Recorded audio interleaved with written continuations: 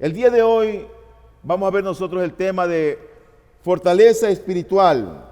Y quiero que vayan conmigo, por favor, al Evangelio de Mateo, al capítulo 4, y vamos a leer los primeros 11 versículos de Mateo. Y dice la palabra del Señor lo siguiente: Entonces Jesús fue llevado por el Espíritu al desierto para ser tentado por el diablo. Y después de haber ayunado 40 días y 40 noches, entonces tuvo hambre. Y acercándose el tentador, le dijo: Si eres hijo de Dios, di que estas piedras se conviertan en pan. Pero él respondiendo dijo: Escrito está, no solo de pan vivirá el hombre, sino de toda palabra que sale de la boca de Dios. Entonces el diablo le llevó a la ciudad santa y le puso sobre el pináculo del templo. Y le dijo: Si eres hijo de Dios, lánzate abajo, pues escrito está: a sus ángeles te encomendará y en las manos te llevarán, no sea que tu pie tropiece en piedra. Jesús le dijo: También está escrito: no tentarás al Señor tu Dios. Otra vez el diablo le llevó a un monte muy alto y le mostró todos los reinos del mundo y la gloria de ellos. Y le dijo: Todo esto te daré si postrado me adoras. Entonces Jesús le dijo: Vete, Satanás, porque escrito está: Al Señor tu Dios adorarás y solo a Él servirás.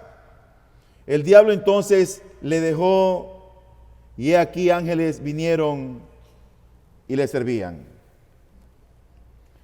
Después de Jesucristo haber sido bautizado por Juan el Bautista en el río Jordán, él tuvo la aprobación del Padre Celestial, porque dice la Biblia que se abrieron los cielos y hubo una voz que decía: Él es mi Hijo amado en quien yo me complazco. Y cuando dice la Biblia que el Espíritu llevó a Jesucristo al desierto, no lo llevó para tratar de descubrir algo que tal vez Cristo tuviera que el Padre no lo supiera. No lo llevó, sino que fue para que nosotros, para que tú y yo supiéramos que Jesucristo es el Rey victorioso. Él, en ese instante, en lo que hemos leído hasta ahora, Él derrotó a Satanás, Él lo desenmascaró. Ya anteriormente, el representante de la humanidad, Adán, en circunstancias muy diferentes, tuvo un encuentro con Satanás. Digo muy diferentes porque Adán se enfrentó a Satanás en el hermoso Edén. Pero Jesucristo lo hizo en el desierto. Adán se enfrentó a Satanás con todo lo que él tenía en el Edén. Era el dueño de todo, poseedor de todo. Pero Jesús, cuando se enfrentó a Satanás, había ayunado 40 días y 40 noches, había orado y tenía hambre. Adán perdió la batalla y hundió a la humanidad en el pecado, y por eso vino la muerte y la enfermedad y todo lo que vemos en este mundo al día de hoy. Pero Jesucristo, allá en el desierto, ganó la batalla y derrotó a Satanás en otras batallas después de esa, culminando con su victoria final en la cruz del Calvario. Ahora Jesús, ponte a pensar, cuando se enfrenta a Satanás en el desierto, lo enfrenta como hombre, no como el Hijo de Dios, no haciendo gala de su divinidad ni de su poder, lo enfrenta como hombre. Nosotros no debemos de pensar que Jesús usó sus poderes divinos para vencer al enemigo, porque eso fue precisamente lo que Satanás quería que él hiciera, que use sus poderes divinos. Jesús usó los recursos espirituales que tú y yo como cristianos tenemos al día de hoy. Él se presentó como un hombre sin pecado. No se presentó a Satanás como Dios. Siendo 100% Dios y 100% hombre, enfrentó a Satanás como hombre, usando los recursos espirituales que él tenía. ¿Qué tenía él? Dos poderes. Tenía el Espíritu Santo de Dios, que ya le había sido dado en el bautizo horas antes, y tenía también la palabra de Dios. Porque cada vez él rebatió a Satanás con la palabra del Señor. Así que cuando uno ve este escenario, uno ve que Jesucristo tuvo tentaciones genuinas. ¿Dónde es que afectan o dónde apuntan las tentaciones? A nuestras voluntades. Ahí es donde apunta la tentación. Llega a nuestra mente, llega por nuestros ojos, llega por los oídos, y la tentación va hacia la voluntad. Es decir, que la tentación influye, querido hermano, influye la voluntad. Pero Jesucristo vino a hacer la voluntad de su Padre. Y lo primero que quiero ver es de qué trata la primera tentación. Eso es lo primero que quiero que nosotros podamos distinguir con claridad. ¿De qué trata la primera tentación? Y eso lo encontramos en Mateo 4, del 1 al 4. Y leo la palabra del Señor. Entonces Jesús fue llevado por el Espíritu al desierto para ser tentado por el diablo. Y después de haber ayunado 40 días y 40 noches, entonces tuvo hambre. Y acercándose el tentador le dijo: si eres hijo de Dios, di que estas piedras se conviertan en pan. Pero él respondiendo dijo: escrito está, no solo de pan vivirá el hombre, sino de toda palabra que sale de la boca de Dios. La primera tentación tenía que ver con el amor y la voluntad del Padre. Recuerda, Jesucristo había pasado 40 días y 40 noches orando y ayunando. Él era un hombre. Así que él tiene que haber tenido mucha hambre, habría que haber tenido mucha sed. Tiene que haber estado deshidratado. Y la primera tentación tenía que ver con el amor y la voluntad del Padre para con Jesucristo. Es como que si Satanás le estuviera diciendo: ya que eres el Hijo amado de Dios, ¿por qué no te alimenta tu Padre? ¿Por qué estás pasando estas penurias? ¿Por qué te puso en este terrible desierto? Bueno, y así es como obra Satanás. ¿Tú recuerdas en Génesis 3 cuando la serpiente le susurró a Eva y le dijo: con que Dios os ha dicho? Y siempre trata de cuestionar el amor y la voluntad de Dios hacia nosotros. Siempre. Pero había otra sugerencia en esta primera tentación, y era el de que Satanás quería que Jesucristo usara su poder divino para que él pueda suplir sus necesidades. Recuerda, tenía 40 días sin comer, orando y ayunando en el desierto del Medio Oriente. Y él le dice: di que estas piedras se conviertan en pan. Satanás lo que quería que él hiciera, la voluntad de Satanás. Él quería que supliera las necesidades de Cristo. Si él convertía esas piedras en pan, bueno, uno tiene que considerar que cuando ponemos nuestras necesidades físicas por encima de nuestras necesidades espirituales, pecamos. Cuando permitimos que las circunstancias dicten nuestras acciones, en lugar de seguir la voluntad del Señor, pecamos. Jesús pudo haber convertido las piedras en pan. Él tenía el poder para hacerlo. Él era Dios, él era hombre. Pero al hacerlo, hubiera estado ejerciendo sus poderes independientemente del Padre. Lo estaba haciendo porque Satanás se lo había dicho: di que estas piedras se conviertan en pan. Si él hacía eso, estaba haciendo Jesucristo una obra fuera de la voluntad del Padre Celestial. Pero Jesucristo vino para obedecer y hacer la voluntad del Padre, no la voluntad de Satanás. Dice Juan 5:30, yo no puedo hacer nada por iniciativa mía. Como oigo, juzgo, y mi juicio es justo, porque no busco mi voluntad, sino la voluntad del que me envió. Soltero, soltera, ¿estás esperando novio o novia, un esposo o un cónyuge cristiano? Busca la voluntad de Dios, porque si no te va a ir mal en la vida. Tú determinas hacer algo en la vida, tomar una carrera, invertir en algo, busca la voluntad del Señor. No hagas tu propia voluntad, querido amigo. Querido hermano, no hagas tu propia voluntad. Ahora, para derrotar a Satanás, el Señor citó Deuteronomio 8:3.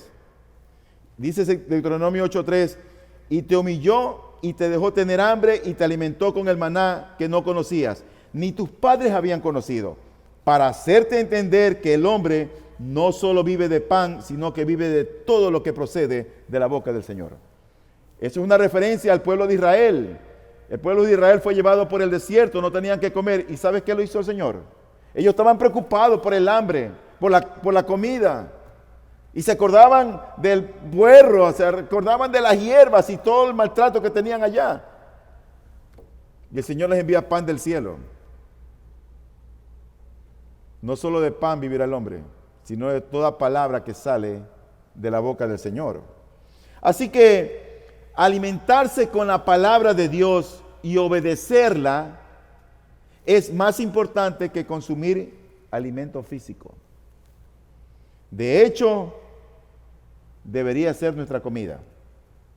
Dice la Escritura en Juan 4:32 al 34, pero Él les dijo: yo tengo para comer una comida que vosotros no sabéis. Los discípulos entonces se decían entre sí: ¿le habrá traído a alguien de comer? Jesús les dijo: mi comida es hacer la voluntad del que me envió y llevar a cabo su obra. Esa era la comida de Él. Hacer la voluntad de su Padre Celestial y acabar la obra a la cual Él lo había enviado. Así que por lo tanto, el Señor Jesucristo en esta primera tentación se negó a actuar independientemente del Padre.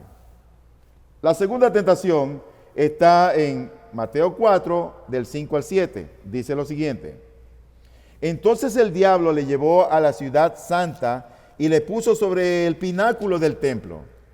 Y le dijo: si eres hijo de Dios, lánzate abajo, pues escrito está: a sus ángeles te encomendará y en las manos te llevarán, no sea que tu pie tropiece en piedra. Y Jesús le dijo: también está escrito: no tentarás al Señor tu Dios. Esta tentación segunda es una tentación mucho más sutil, mucho más escondida que la primera. ¿Por qué motivo? Porque esta vez Satanás sabe lo que está utilizando: la palabra de Dios. Él usa la misma palabra de Dios. Y es como que le dijera: así que tú tratas de vivir según las Escrituras. Entonces déjame mencionarte un versículo de la Biblia y veamos si lo obedeces. Así que Satanás llevó al Señor Jesús al pináculo del templo, que tenía más o menos 150 metros de altura, y Satanás citó parte de un salmo, del Salmo 91, versículo 11, parte, no toda. Y él dice: pues él dará órdenes a sus ángeles acerca de ti, para que te guarden en todos tus caminos. En sus manos te llevarán para que tu pie no tropiece en piedra. Si tú ves este texto aquí, Dios promete cuidar a los suyos. Si realmente crees en las Escrituras, le dice al Señor, salta. Salta, porque Dios dice que va a protegerte, que te va a guardar, que te va a cuidar. Veamos si el Padre te cuida. Pero a mí me encanta la respuesta que dio el Señor Jesucristo. Cuando dice, también. Y a veces hay palabras como que nosotros no las consideramos. Le fue mencionada la palabra del Señor, pero dice, también está escrito. Así que al citar el Salmo 91, Satanás había omitido astutamente esa frase, en todos tus caminos. Porque lo que le había dicho es, a sus ángeles te encomendará y en las manos te llevarán, no sea que tu pie tropiece en piedra. Pero no le dijo, en todos tus caminos. Omitió esa parte. Querido hermano y amigo, cuando el Hijo de Dios está siguiendo la voluntad de Dios, el Padre lo va a proteger. El Padre lo va a guardar, porque Dios cuida a los que andan en sus caminos. Así que él no tenía que probar nada, porque él estaba haciendo la voluntad de Dios el Padre. Entonces, ¿qué es lo que hace Jesucristo? Jesucristo le contesta a Satanás con las Escrituras. Y le cita ahora Deuteronomio 6:1. Y dice allí, no tentaréis al Señor, vuestro Dios. Déjame decirte algunas cositas acerca de la tentación. Nosotros tentamos a Dios cuando nos colocamos en circunstancias que le obligan a efectuar milagros a nuestro favor. Te pones en una situación en la que obligas a Dios a que te bendiga. Un ejemplo, una persona es diabética y no quiere aceptar que es diabética. Por lo tanto, no va al médico, no toma la medicina y lo que dice es, Dios me va a curar, Dios me va a sanar, yo creo en Dios. ¿Sabes qué es eso? Tentar a Dios. Eso no es fe. Porque Dios dejó la ciencia médica para el beneficio de la humanidad. Si tú rechazas lo que Dios ha creado para bendecirte, es que tú estás rechazando a Dios. Porque el remedio lo tienes a la mano, ahí está el médico, ahí está la medicina. Imagínate que tengas una hernia. No, que esta bola que tengo aquí, yo sé que Dios me la va a sanar. Y llamas al pastor, llamas al diácono, llamas a las viejitas que les gustan orar muchas horas, gloria a Dios por ellas, esperando que la bola de la hernia se baje. ¿Sabes lo que yo te diría? Mira, anda y busca al doctor Pillajo, que él te va a sacar esa hernia. Eso es tentar a Dios. Y Satanás quería que eso hiciera el Señor, que tiente a Dios. La tercera tentación, versículo 8 al 11 de Mateo 4. Dice la Escritura, otra vez el diablo le llevó a un monte muy alto y le mostró todos los reinos del mundo y la gloria de ellos. Y le dijo, todo esto te daré si postrado me adoras. Entonces Jesús le dijo, vete Satanás, porque escrito está, al Señor tu Dios adorarás y solo a Él servirás. El diablo entonces le dejó y aquí ángeles vinieron y le servían. ¿Sabe lo que Satanás le estaba ofreciendo a Jesús? Un atajo a su reino. Jesucristo sabía que Él tenía que sufrir, sabía que tenía que padecer, sabía que tenía que ser rechazado, crucificado, abofeteado. Él sabía perfectamente eso, Él sabía lo que vino. Satanás le dice, te voy a dar todo esto si me adoras, olvídate del sufrimiento. Era un atajo para llegar a la gloria.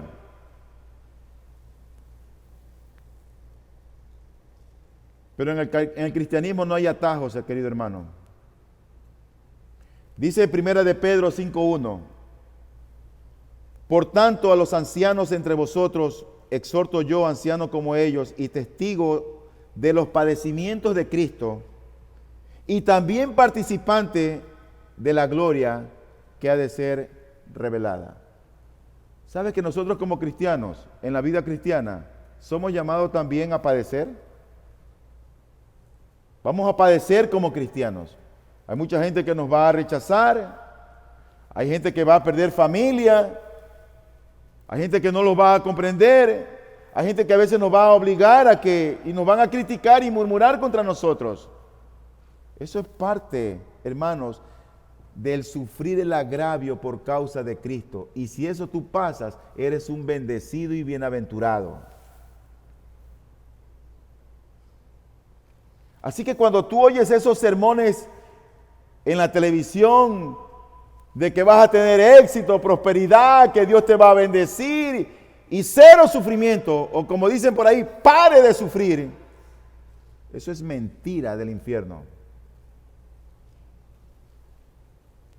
Porque todos los apóstoles fueron perseguidos, encarcelados, azotados, muertos, aserrados.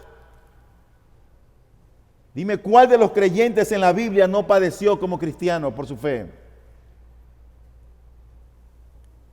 Y Satanás lo que le estaba ofreciendo al Señor Jesucristo, mi Señor, era: mira, no sufras. Te voy a dar todo el reino para ti, si me adoras. Si él se postraba y adoraba a Satanás solo una vez, porque esa es la fuerza del verbo en griego, una vez que lo adore, podría disfrutar de toda la gloria sin tener que atravesar los sufrimientos.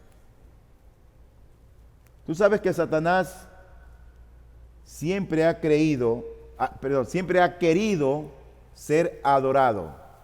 Siempre. Porque él siempre ha querido ser Dios. Dice la Escritura en Isaías 14, 12 al 14. Hablando Isaías de este ser maligno llamado Satanás, dice: ¿cómo has caído del cielo, oh lucero de la mañana, hijo de la aurora? Has sido derribado por tierra, tú que debilitabas a las naciones.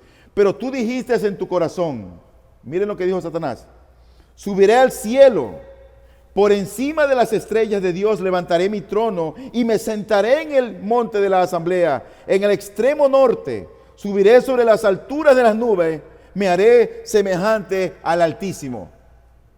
Satanás siempre ha querido ser Dios. Él siempre ha querido imitar a Dios por lo menos. Así que adorar a la criatura antes que al Creador es la mentira que hoy está de moda en este mundo. Eso es común. Hoy se adora a la criatura y no al Creador. Dice la Escritura en Romanos 1, 24 y 25: por consiguiente, Dios los entregó a la impureza de la lujuria de sus corazones, de modo que deshonraron entre sí sus propios cuerpos, porque cambiaron la verdad de Dios por la mentira, y adoraron y sirvieron a la criatura en lugar del Creador, que es bendito por los siglos. Amén.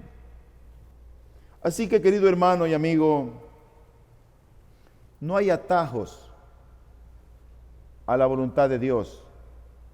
Si queremos nosotros participar de su gloria, ¿sabes de qué también tenemos que participar? De los sufrimientos de Cristo.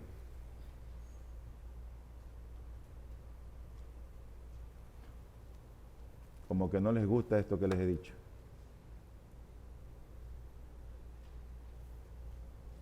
Pero deberíamos decir amén allí. Primera de Pedro 5, 9 al 10. Pero resistidle, hablando Pedro acerca de la obra del maligno, pero resistidle firmes en la fe, sabiendo que las mismas experiencias de sufrimiento se van cumpliendo en vuestros hermanos en todo el mundo. Y después de que hayáis sufrido un poco de tiempo,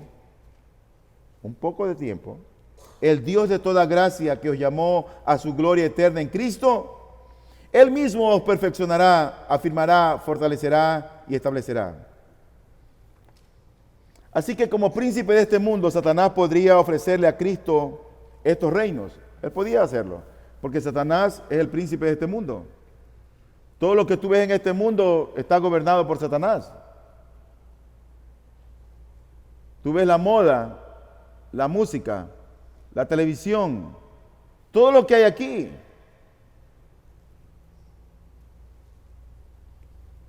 Por eso que dice la Biblia que nosotros no somos de este mundo. Así que Jesucristo no necesitaba lo que Satanás le ofrecía, porque el Padre ya le había prometido el reino. En el libro de los Salmos, el versículo 2, en el versículo 8 dice, pídeme y te daré por herencia las naciones.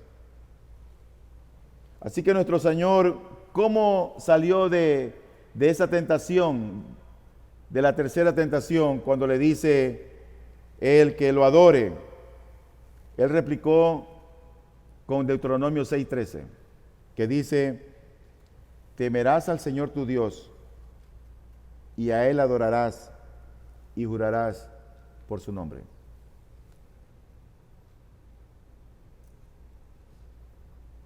Si alguien no tiene temor a Dios, cualquier locura puede hacer en esta vida. Cualquier cosa puede hacer.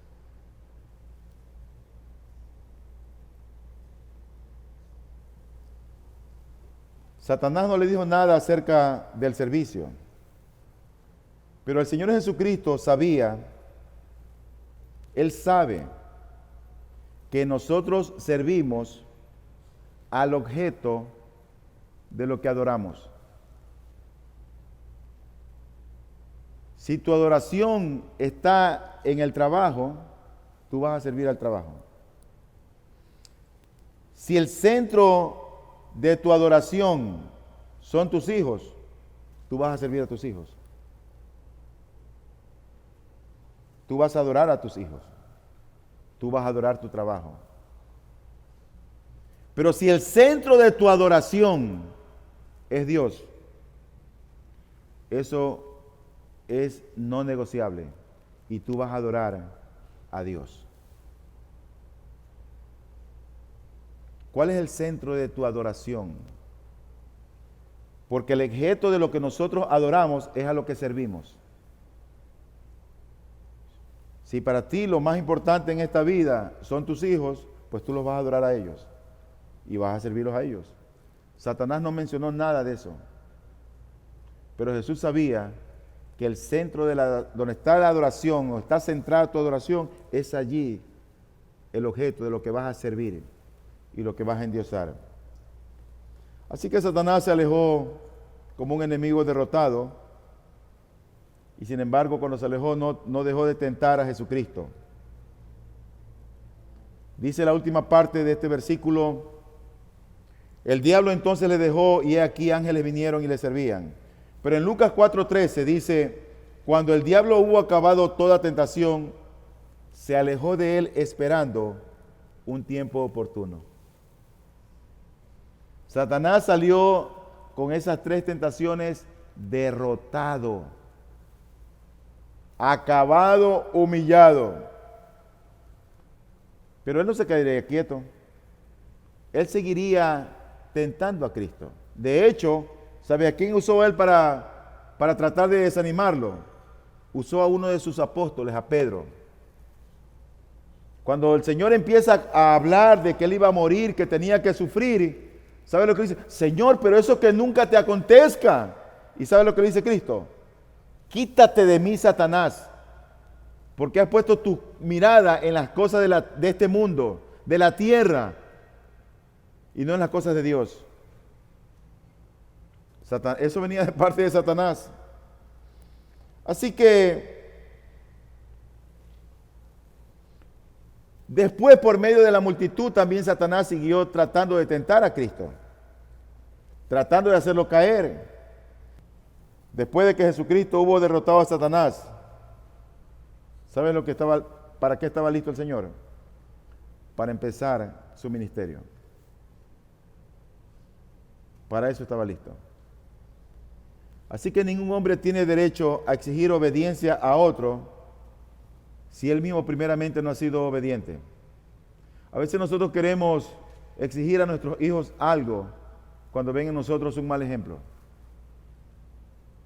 No grites, y nosotros somos gritones. No mientas, y nosotros somos mentirosos. Mentir es pecado, y oyen que mentimos. No hay mejor maestro que aquel que no enseña con el ejemplo. ¿Y sabes lo que fue Cristo ahí? Un victorioso Señor. Nuestro Señor demostró ser Rey perfecto, cuya soberanía, cuya obediencia, cuya firmeza merece todo nuestro respeto y toda nuestra obediencia, toda nuestra consideración. Yo me he puesto a pensar, ¿qué hubiera sido, querido hermano? ¿Qué hubiera sido si el Señor hubiera convertido esas piedras en pan? ¿Te has puesto a pensar tú si Él hubiera cedido a una de esas cosas? ¿Qué hubiera sido si Él saltaba? Él moría antes de tiempo. ¿Sabes lo que significaba eso para ti y para mí? Condenación. No hubiera habido cruz, no hubiera habido resurrección. Tú y yo estuviéramos condenados.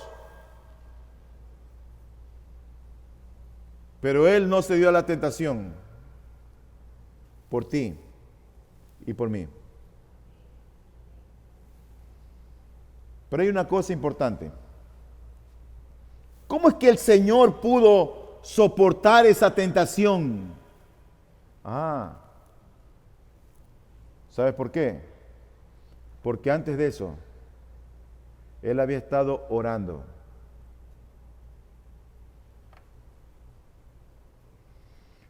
Yo pienso que, querido hermano, una de las gracias que Dios ha dado para la iglesia, ¿sabes qué es? La oración. Proverbios capítulo 15, versículo 8 dice: el sacrificio de los impíos es abominación al Señor, mas la oración de los rectos es su deleite.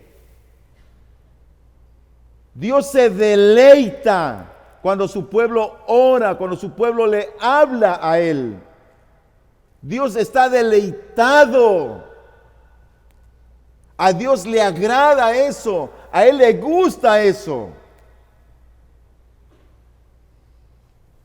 En cuarto lugar, entonces, ¿cuál es la importancia de la oración? 3 puntos rapiditos. Número 1, fue el origen del gran avivamiento. Dice Hechos 1:14, todos estos estaban unánimes, entregados de continuo a la oración, junto con las mujeres y con María, la madre de Jesús, y con los hermanos de él. Así empezó el gran avivamiento. ¿Sabes qué estaba haciendo la gente? Orando. Yo creo que en nuestra ciudad, en nuestro país, en el mundo entero, no habrá otro avivamiento si la iglesia no ora. No lo habrá. No esperes ver conversiones, no esperes ver cosas buenas si la iglesia no ora. No esperes que tu cónyuge se convierta, que tus hijos vengan a Cristo si tú no oras. Tienes el anhelo, quieres, pero no oras. Así que la oración fue el origen del gran avivamiento aquí en la tierra.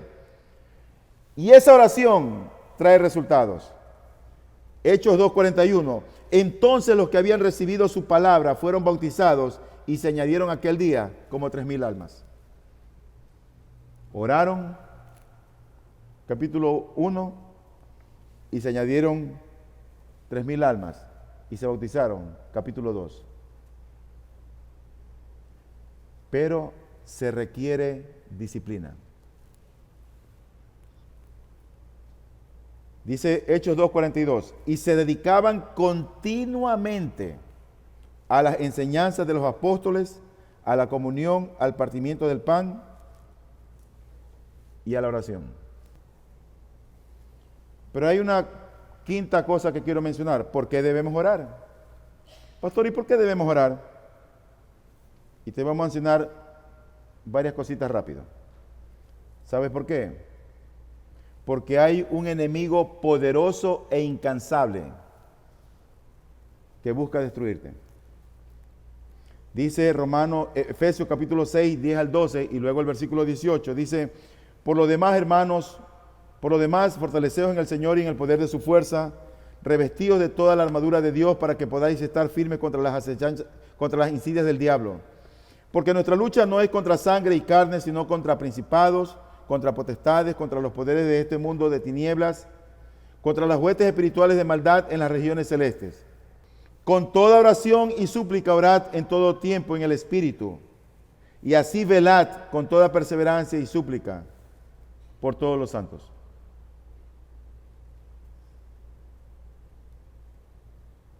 Mira, Satanás va a querer destruir tu vida y la vida de tus hijos, tu matrimonio, tu familia, tu salud, tus finanzas. Satanás siempre está atacando y es por eso que la iglesia tiene que orar. Pero en segundo lugar, si tú vas al libro de los Hechos, tú vas a ver que la vida de los apóstoles era de continuo la oración. No vamos a ver los textos bíblicos porque hay muchos textos bíblicos. No solamente Cristo, sino también los apóstoles. En tercer lugar, yo creo que, queridos hermanos, la falta de madurez, la falta de amor cristiano entre nosotros, ¿sabes dónde tiene su origen? En la falta de oración.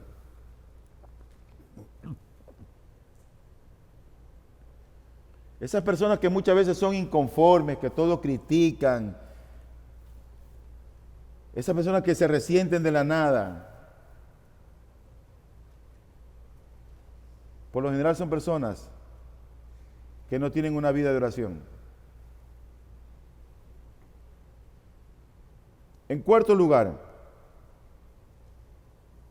nosotros debemos orar porque la oración ocupó un lugar primordial en el ministerio de Jesucristo.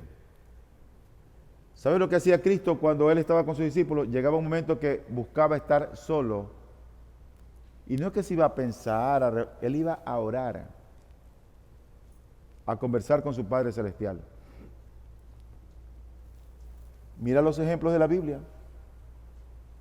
Coge una concordancia y pon el verbo orar.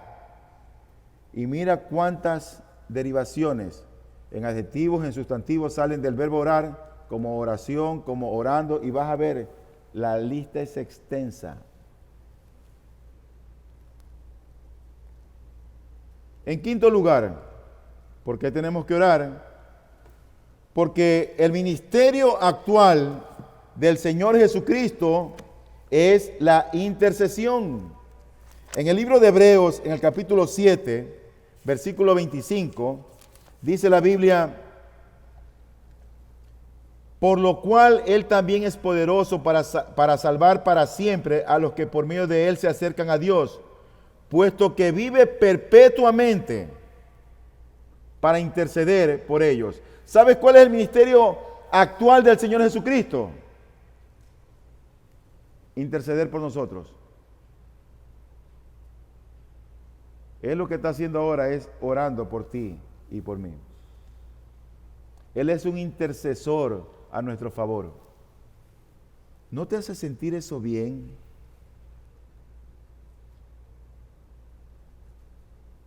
¿Yo lo merezco? No. ¿Tú lo mereces?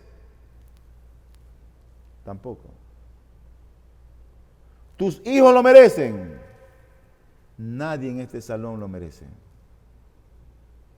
Pero nos ama de tal manera que Él está buscando que tú te deleites en hablarle. Pero también, ¿por qué debemos orar? Porque es el único camino que Él ha establecido para darnos gozo. ¿Tú quieres tener gozo? Debes orar. Dice la Escritura en Juan 16, 24. Hasta ahora nada habéis pedido en mi nombre. Pedid y recibiréis para que vuestro gozo sea completo. En octavo lugar, es el remedio sin igual para combatir la ansiedad, el afán, las dudas y el temor. ¿Tú padeces de algo de eso? ¿Tienes temores en tu vida? ¿Tienes dudas? ¿Hay ansiedades? Bueno, mi hermano querido, si tú oras, tú te vas a fortalecer en el ser interior. Dice la Escritura en Filipenses 4, 6 y 7. Por nada estéis afanosos, antes bien, en todo mediante oración y súplica, con acción de gracias, sean dadas a conocer vuestras peticiones delante de Dios. Por nada. ¿Qué es lo que te afana? ¿Qué es lo que te preocupa?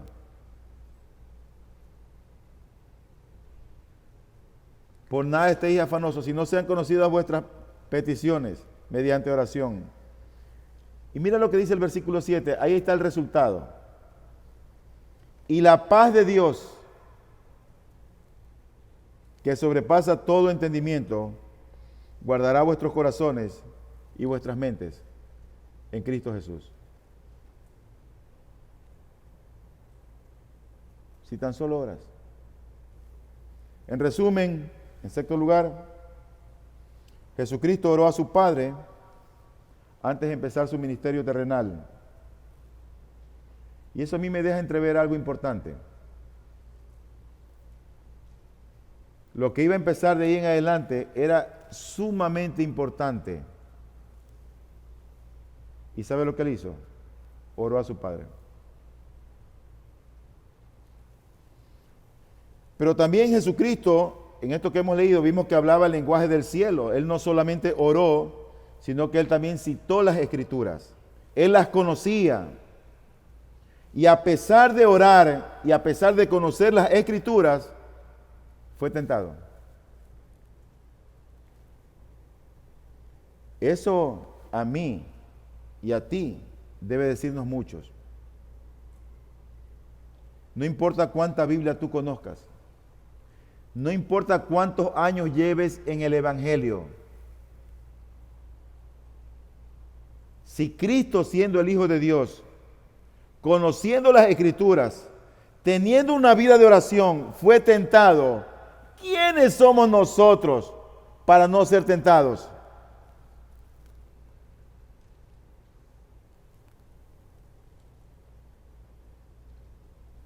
Finalmente, déjame traer una palabra de aplicación. Mi aplicación es sencilla. Querido hermano, querida hermana, mi consejo pastoral es que tú inviertas más tiempo en la oración y en la lectura bíblica este año. Ese es mi consejo. Que tú inviertas este año más tiempo en la oración y en la lectura bíblica. Y tú me dirás, pastor, ¿pero cómo? ¿Qué hago? Bueno, te voy a decir lo que debes hacer. Número 1, empieza eliminando todo lo que te distrae. Empieza eliminando las distracciones. Sí, mi hermano, yo sé que no va a ser fácil. Pero si tú tienes al Señor Jesucristo como el Señor de tu vida, tú lo vas a hacer. Te voy a decir lo que yo voy a hacer este año, porque me he estado analizando y yo creo que he tenido muchas distracciones el año pasado. Y he decidido cerrar mi Facebook, cerrar mi Instagram, cerrar mi WhatsApp.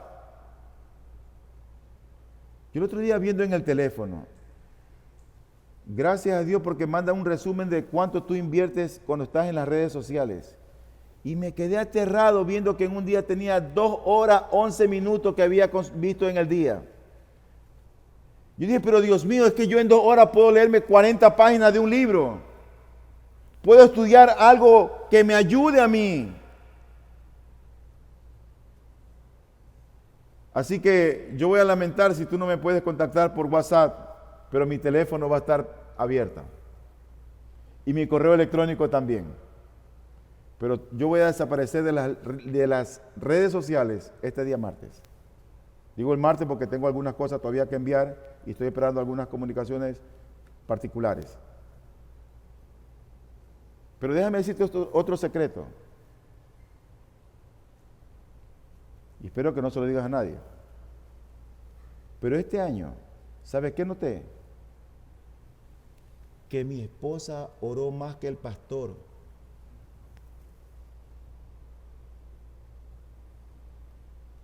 Me avergüenza decir eso. Yo creo que leí más que ella.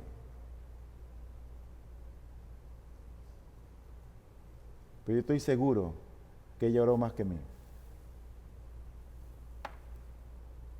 Así que yo dije, voy a salirme de las redes sociales porque quiero invertir un tiempo de mayor calidad con mi Señor y Dios.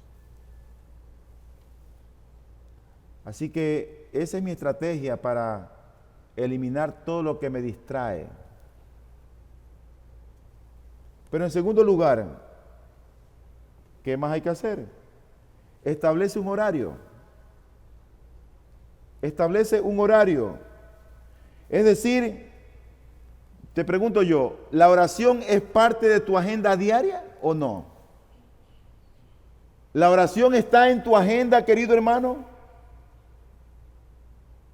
Es parte, si está, qué bien. Pero si no está, no te avergüences. No tienes sino que colocarla en tu agenda de cada día y poner ahí oración. Es decir, que ponla en tu agenda de cada día. Y en tercer y último lugar, no la pongas solamente como una agenda, oración. En tercer lugar, ponle un tiempo de cuánto vas a orar cada día en esa agenda. Porque puede ser que esté ahí como oración. Es como cuando la gente compra libros. No es lo mismo comprar un libro que leer un libro. Compras un libro, léelo y termínalo. No es lo mismo que en tu agenda tengas oración y no oras. Mi hermano querido, pon en tu agenda oración de 6 a 6:20, ya, pero toca un tiempo de oración. Invierte tu tiempo en oración. Pon en la agenda. Y entonces vamos a ver nosotros los resultados.